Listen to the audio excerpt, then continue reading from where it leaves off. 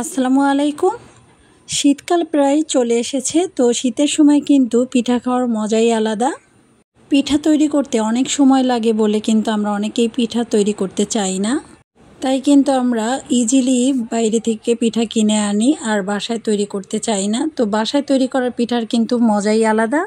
আপনারা সবাই কিন্তু এই পিঠাটা কম বেশি তৈরি করতে পারেন, তবে আমি যেভাবে তৈরি করি সেই রেসিপিটাই আজকে শেয়ার করব। আশা করছি আপনাদের ভালো লাগবে।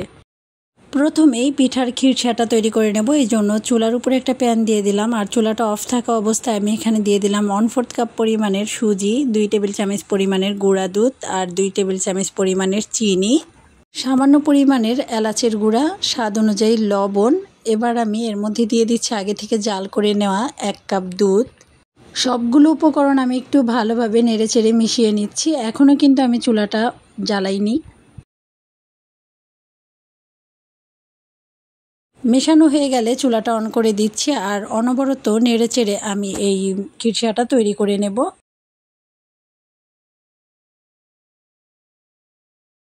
কোনোভাবেই কিন্তু থামা যাবে না, এভাবে নেড়েচেড়ে খিরসাটা তৈরি করতে হবে, তা না হলে কিন্তু দলা পেকে যাবে।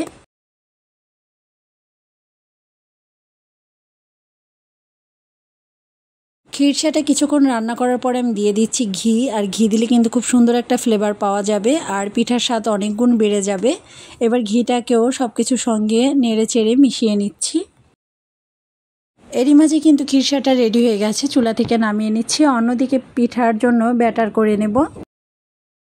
একটা বাটির মধ্যে 1 কাপ পরিমাণের চাউলের গুঁড়া দিয়ে দিলাম, আর দিয়ে দিলাম 1/4 কাপ পরিমাণের ময়দা, সামান্য পরিমাণের লবণ আর 1 টেবিল চামচ পরিমাণের চিনি, 1 টেবিল চামচ পরিমাণের গুঁড়া দুধ। এতে করে কিন্তু স্বাদটা ভালো হবে। তো সব কিছু আমি একটু মিশিয়ে নিচ্ছি। এবার আমি নর্মাল পানি দিয়ে একটা ব্যাটার করে নেব। খুব ভালোভাবে মিশিয়ে নিতে হবে সব কিছু।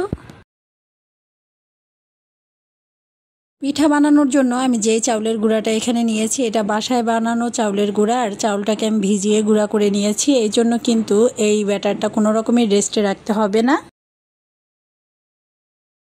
মাত্র 10 মিনিট সময় হাতে থাকলে কিন্তু এই পিঠাটা তৈরি করে নিতে পারবেন। তো ব্যাটারটা আমি করে নিয়েছি, আর কেমন হয়েছে দেখতেই পাচ্ছেন, খুব বেশি পাতলা বা ঘন না। এখন আমি পিঠাগুলো তৈরি করব। এই জন্য চুলায় একটা প্যান দিয়ে সামান্য পরিমাণের তেল দিয়ে দিলাম, আর তেলটাকে আমি একটু ব্রাশ করে নিচ্ছি সব সাইড দিয়ে। এখন 1 চামচ দিয়ে দিলাম, আর এটাকে আমি একটু ঘুরিয়ে নেব, তাহলে কিন্তু খুব সুন্দরভাবে রাউন্ড হয়ে যাবে।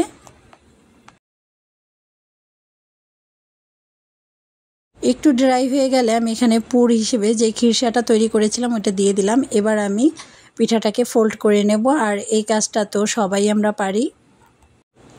তো এটাকে আমি ভালোভাবে ফোল্ড করে নিয়েছি, আর দেখতেই পেলেন একটা পাটিসাপটা পিঠা কিন্তু হয়ে গেছে।